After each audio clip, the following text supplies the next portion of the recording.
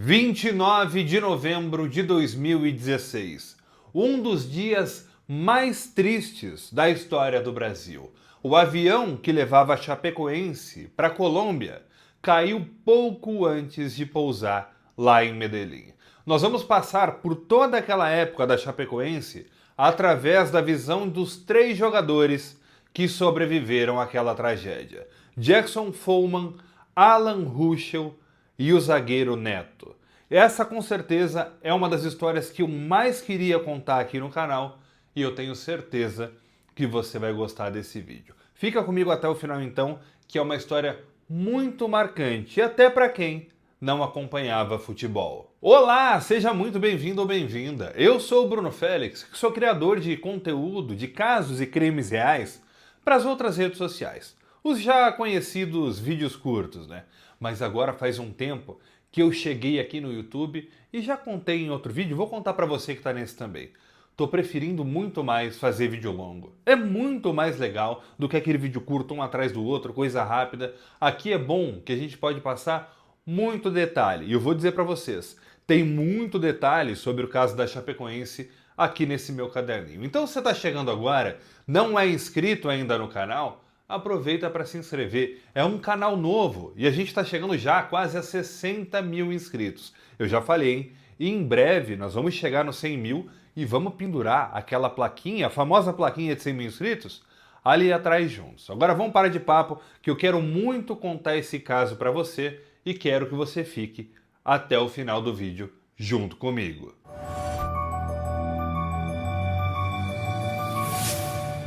Com certeza, a Chapecoense vivia o melhor momento da sua história.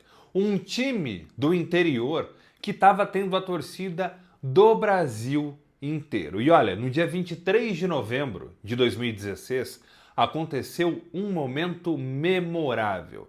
Na semifinal entre Chapecoense e São Lourenço, quase que no final do jogo, nos acréscimos, o goleiro Danilo fez uma defesa milagrosa que colocou a Chapecoense na final da Copa Sul-Americana. E quem estava na cabine narrando, e vou te contar, narrou como ninguém aquele momento histórico, foi o Deva Pascowitch. O destino quis que, infelizmente, menos de uma semana depois, tanto o goleiro Danilo, o autor do milagre, como o Deva Pascowitch, que narrou aquela cena como ninguém, estivessem juntos no voo da Chapecoense. Bom, a Chapecoense ganhou do São Lourenço e estava garantida no final da Copa Sul-Americana, mas faltava ser decidido quem seria o adversário deles nessa final. A disputa estava entre dois times, obviamente, aqui da América do Sul: Atlético Nacional da Colômbia e Cerro Porteño do Paraguai. Caso o vencedor fosse o Cerro Porteño, a partida que a Chapecoense jogaria fora do Brasil seria no Paraguai. Mas no duelo entre os dois times, quem venceu foi o Atlético Nacional. A Chapecoense então estava classificada e iria jogar a primeira partida da final lá na Colômbia. Se o Cerro Porteño fosse o finalista, talvez o jogo no Paraguai tivesse outro fim. Só que antes dessa final, tinha um outro jogo também muito importante para a Chapecoense. O último jogo, a última rodada do Campeonato Brasileiro. E seria aqui em São Paulo contra o Palmeiras, que era o primeiro colocado e podia ser campeão em cima da Chape. Só que antes de vir para São Paulo, as coisas já estavam um pouco estranhas lá em Chapecó. O zagueiro Neto sonhou naquela semana que o time sofreria um acidente de avião e ele seria um sobrevivente. O medo dele estava muito grande. Ele tentou falar com a esposa dele sobre aquele pesadelo, mas ela de verdade disse que não queria ouvir ele falar de pesadelo, porque o momento era tão bom. Eles iriam para São Paulo para jogar contra o possível campeão e depois iriam disputar a final da Copa Sul-Americana. Era época de bons pensamentos, de boas energias.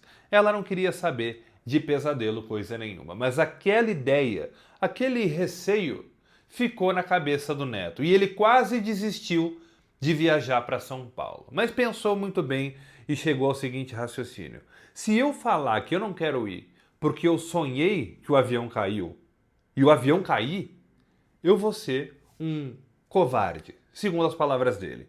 Se eu falar que eu não quero ir porque eu sonhei que o avião caiu e o avião não cair, todo mundo vai falar que eu sou louco e eu vou acabar com a minha carreira. Bom, eu não tenho alternativa.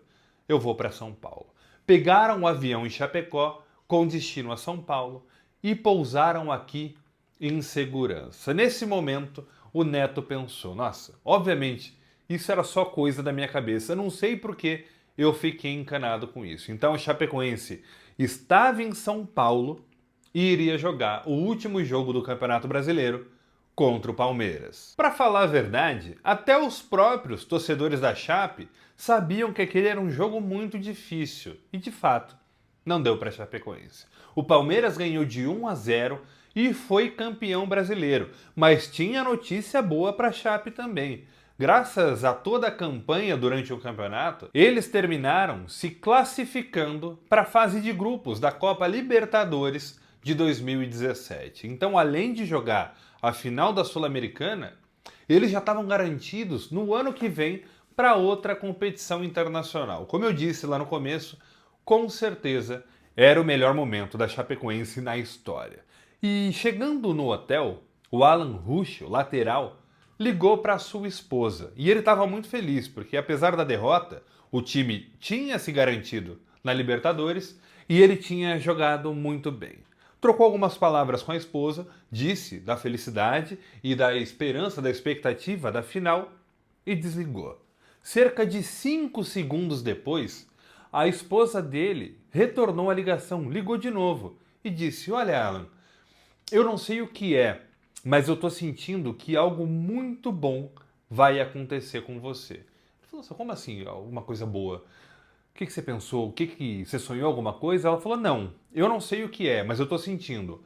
Algo de muito bom vai acontecer com você. Eles desligaram e o Alan pensou, poxa, eu joguei tão bem esse jogo, eu não estava sendo titular sempre, mas como eu joguei muito bem esse jogo, eu acho que eu vou entrar de titular na final da Sul-Americana. Deve ser isso que a minha esposa está pensando. E com esse pensamento, ele foi dormir. Na manhã seguinte, o Neto acordou pronto para ir viajar para a Colômbia. Só que o seu parceiro de quarto, Ananias, assim que viu que ele abriu os olhos, tacou logo o colete de treino em cima dele. E ele falou, peraí, Ananias, que colete de treino o quê? A gente vai viajar para a Colômbia. A gente está indo jogar a final da Sul-Americana. Aí o Ananias disse para ele que os planos tinham mudado. Eles não iam mais viajar pela manhã. Viajariam à tarde, então teriam tempo para treinar. Nesse momento, aquele sonho que o Neto tinha tido voltou de novo para a cabeça dele. Será que essa mudança vai fazer com que ocorra o acidente do meu sonho? Acho que não, vamos treinar. Eu vou tirar isso da minha cabeça. Eles então treinaram normalmente e foram para o aeroporto. Até não almoçaram antes. Chegaram no aeroporto e foram almoçar no restaurante Viena do aeroporto de Guarulhos. E lá no aeroporto descobriram que os planos tinham mudado mais uma vez. Ao invés de ir direto para a Colômbia, de Guarulhos, eles iriam de Guarulhos para a Bolívia e na Bolívia trocariam de avião para ir até a Colômbia. E eu não preciso nem te dizer que nesse momento, mais uma vez, o sonho do Neto voltou para a cabeça dele. E ele estava tão apreensivo que começou a pedir para Deus que nada desse de errado no voo da Chapecoense. Se o Neto estava nervoso, o Alan, pelo contrário, estava muito calmo, feliz pela última partida que tinha feito no Campeonato Brasileiro e esperançoso de jogar a final lá na Colômbia, ainda mais depois da ligação da sua mulher, que disse que estava sentindo que algo de muito bom ocorreria para ele. Então o Alan estava assim, tranquilíssimo, inclusive fazendo brincadeiras na hora do embarque e mágica com baralho para divertir os seus colegas. Rapidinho, estamos chegando, Colômbia. Estamos chegando, é vídeo, rapaz.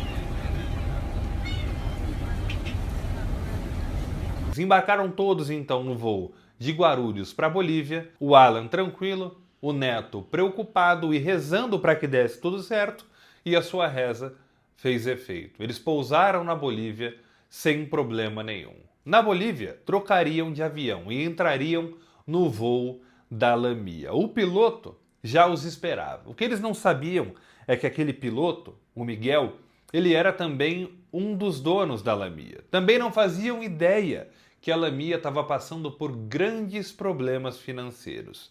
E o Miguel faria de tudo para economizar dinheiro. Vou te dizer então qual foi a atitude que o Miguel tomou por causa dessa possível falência que a Lamia poderia enfrentar. Enquanto abastecia o avião que esperava o time da Chapecoense lá na Bolívia, ele colocou a quantidade exata que levaria o avião da Bolívia até o aeroporto destino na Colômbia. Eu não tenho exatamente o dado certo, peço desculpas, com certeza o Lito do Aviões e Músicas saberia falar melhor do que eu, mas se eu não me engano, um avião precisa ter combustível até o seu ponto de destino, mais um aeroporto de alternativa, caso aquele aeroporto esteja fechado, e mais 30% de combustível extra. Mas o Miguel, um dos donos da Lamia, colocou somente o necessário para chegar até o aeroporto de destino. Ou seja, não poderia dar nada de errado. Se o voo fosse 100% perfeito, eles pousariam em segurança. Quando embarcaram no avião da Lamia, os jogadores receberam uma recomendação da diretoria. Como era um voo só para eles, e junto naquele voo iriam também jornalistas, os jogadores deveriam sentar do meio para frente, do meio para trás, imprensa. Isso para não misturar, para não sair notícia de última hora e para os jogadores se concentrarem no que realmente importava, a final da Copa Sul-Americana. Então o Neto, quando chegou no avião, entrou e sentou quase no final da área dos jogadores, na penúltima fileira.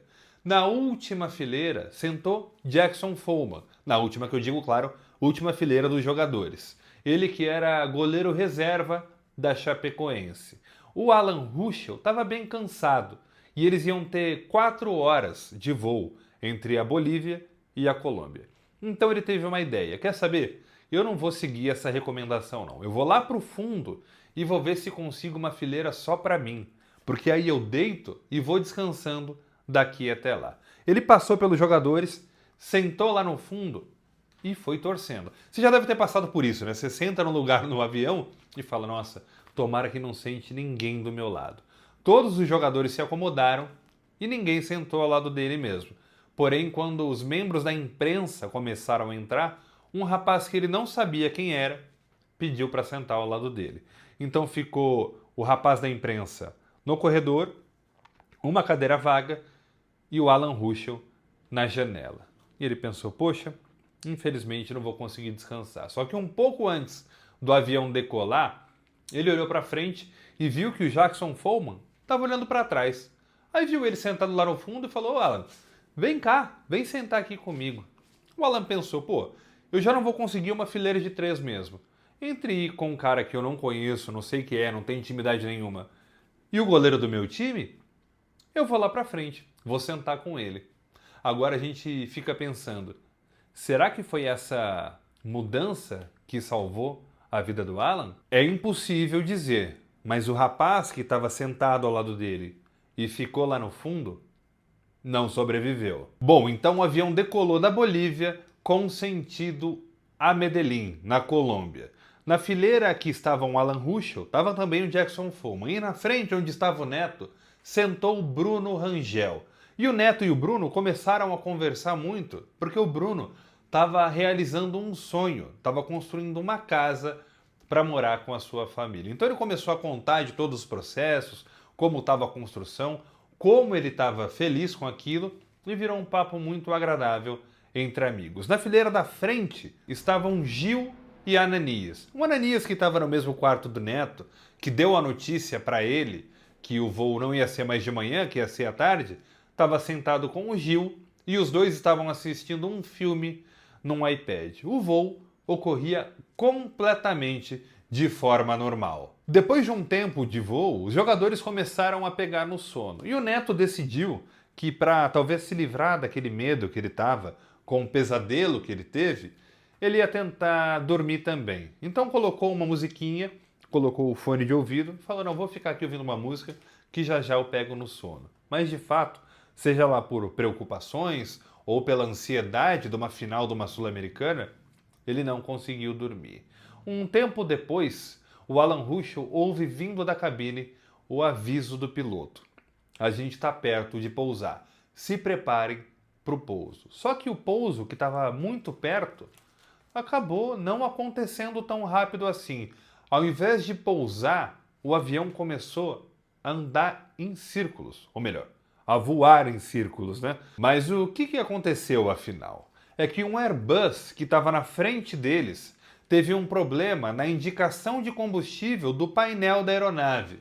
Então o piloto acabou declarando emergência e esse avião ganhou prioridade para pousar. Logo, o avião da Lamia precisou voar em círculos até receber uma autorização para o pouso. Agora, lembra que eu falei um pouquinho atrás que pela quantidade do combustível que o piloto colocou, por causa da falência, enfim, dos problemas financeiros, o voo tinha que ser perfeito? Nesse momento, o voo da Chapecoense deixava de ser perfeito. Os problemas estavam começando. Um jogador de futebol profissional viaja de avião pelo menos 2 vezes por semana, no mínimo. Então eles estão acostumados, sabem que às vezes na aproximação tem algum problema e é normal fazer essas voltas até que se receba a autorização para o pouso. Mas por estar realmente acostumado a voar tanto, o Jackson Follmann percebeu que tinha algo de muito errado quando as luzes do avião se apagaram e do lado de fora não se ouvia mais o barulho das turbinas. O Neto lembrou, claro, imediatamente do sonho, do pesadelo, aliás, né? Melhor dizendo, um grande pesadelo que ele tinha tido. Naquele momento, os jogadores que estavam acordados começaram a ficar muito apreensivos. O Neto, que antes conversava sobre a nova casa do Bruno Rangel, olha para o jogador e recebe dele um olhar de tristeza. Neto, então, começa a rezar. Jackson Follmann olha para fora e não consegue enxergar as luzes. Sabe aquelas luzes que piscam normalmente nas asas do avião? Ele não conseguia enxergar aquilo. O Alan Ruschel percebe que as únicas luzes de dentro da aeronave são aquelas fluorescentes do chão que levam até a saída de emergência. Mas o Jackson Follmann, nesse momento, pensa que a saída de emergência não adianta para nada. Eles estão dentro de um avião que não tem motores funcionando do lado de fora. Então ele começa a rezar para a única coisa que poderia salvar todos eles: os motores voltarem a funcionar. Nesse momento, o avião começa a balançar muito. E lembra que eu disse para vocês agora há pouco que o Alan ouviu lá da cabine o aviso do piloto dizendo que eles estavam prontos para pousar? Não houve mais nenhum aviso vindo da cabine. Ninguém sabia o que estava acontecendo. Eles olhavam para fora pela janela, tudo escuro, não sabiam se estavam próximos de pousar ou não, mas tinham a certeza que aquilo não estava certo, porque cada vez mais o avião tremia e tremia e tremia. Alan Ruschel ouve da cabine um alarme sonoro assustador. Faltam poucos segundos para o impacto. E aqui eu vou pedir sua licença para ler as últimas palavras do Neto antes do acidente. Jesus, se eu ficar vivo, eu vou falar que você existe, porque eu sei que você é real. São 10 da noite, no horário local da Colômbia. Caiu o avião da Chapecoense. Agora são 4h10, horário de verão. Estamos interrompendo a programação com uma informação preocupante e importante demais. O avião que transportava a delegação da Chapecoense para a Colômbia caiu perto do aeroporto de Medellín. O local da queda é muito distante da civilização. São quase 1h30 de uma caminhonete 4x4 para conseguir chegar até lá.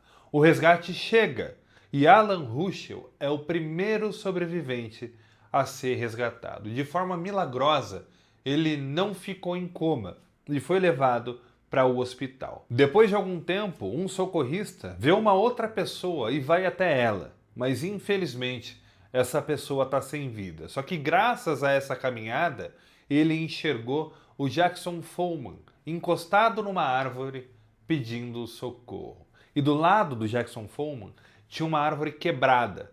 Essa árvore segurava a turbina do avião em cima do goleiro da Chapecoense. Se não fosse essa árvore, provavelmente ele não estava vivo. O socorrista foi até lá e viu que o estado dele com certeza era muito grave.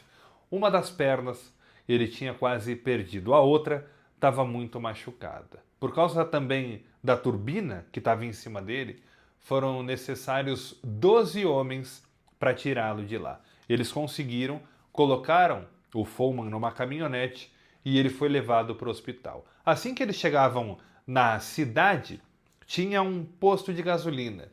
E quando eles passaram por lá, uma pessoa que estava ali naquele acampamento que foi montado para tentar ajudar, perguntou quem era. O socorrista disse: é o goleiro. Ele me disse que é o goleiro. Então, no Brasil, chegou a informação que Danilo, o autor da defesa milagrosa da semifinal, estava vivo. Mas, de fato, quem estava dentro da caminhonete era o goleiro reserva, Jackson Follmann. Já se passaram quase 8 horas do acidente. Somente 2 jogadores sobreviveram à tragédia. Então, um dos socorristas, que era torcedor do Júnior Barranquilla, um time que, aliás, foi eliminado pela própria Chapecoense, estava lá no local do acidente e estava desolado. Ele realmente pensava: meu Deus, por que aconteceu isso com um time tão jovem, um time tão promissor? Então ele resolveu voltar mais uma vez, uma última vez, para o lugar da queda, olhando para o céu e pensando: por que Deus? Por que aconteceu isso com esse time? E nessa última volta que ele fez, meio que para pensar com ele mesmo, ele ouviu um gemido. E debaixo dos escombros, debaixo dos destroços da aeronave, estava o zagueiro Neto. 8 horas depois, ainda sem resgate, ele estava vivo. Mas dizem os próprios socorristas, quando viram o estado dele, ficaram assustadíssimos. Parece que essa parte dele aqui estava aberta e por dentro cheio de terra, assim. Era uma coisa impressionante. Mas algo muito bonito e que me tocou foi que esse socorrista, que estava ali pensando com Deus por que aquilo tinha acontecido, quando viu o Neto naquele estado, falou: você vai sobreviver. Você aguentou até agora. Então você vai sobreviver. E olha, ele sobreviveu. E ele ficou 11 dias em coma e pegou uma bactéria gravíssima no pulmão enquanto estava se recuperando. Ainda assim, ele sobreviveu. Já o Jackson Follmann, goleiro reserva, ficou 5 dias em coma. E quando acordou, já não tinha mais aquela sua perna, que estava completamente comprometida no momento do acidente. Então ele amputou uma perna e perdeu muito do movimento, das partes do movimento da outra. Tanto que hoje em dia ele costuma dizer que a sua perna boa é a prótese. O Alan Ruschel não ficou em coma, mas ficou 9 dias na UTI. Assim que saiu, ainda de cadeira de rodas, ele foi visitar o seu amigo Jackson Follmann. Quando chegou no quarto do Follmann, a primeira frase que ele ouviu foi: olha, se você veio para falar do acidente, eu não quero falar nada do acidente. Mas se não veio falar disso, tudo bem. Agora, você tá feio pra caramba, hein? O Jackson, mesmo tendo perdido uma perna, mesmo passando por aquela tragédia imensa, ainda mantinha o bom humor. Graças a Deus, os dois ficaram bem. Já o zagueiro Neto, mesmo depois de passar 8 horas debaixo dos destroços do avião e pegar uma bactéria poderosíssima no pulmão, também conseguiu sobreviver. Infelizmente, por causa das suas fraturas, ele teve que abandonar o futebol. Assim, é claro, como o Jackson Follmann, que perdeu uma perna. Já o Alan Ruschel é um milagre impressionante. Sobreviveu a uma queda de avião. Tem 8 parafusos nas costas, mas continua sendo um jogador de futebol em atividade. E eu vou confessar para vocês que toda vez que eu vejo o Alan Ruschel jogando, eu me emociono. De verdade. Ele é um milagre na Terra, cara. Sobreviver a um acidente aéreo já é uma coisa assim dificílima. sobreviver e continuar jogando em alta performance como ele faz até hoje é uma coisa emocionante. Bom, vamos lá.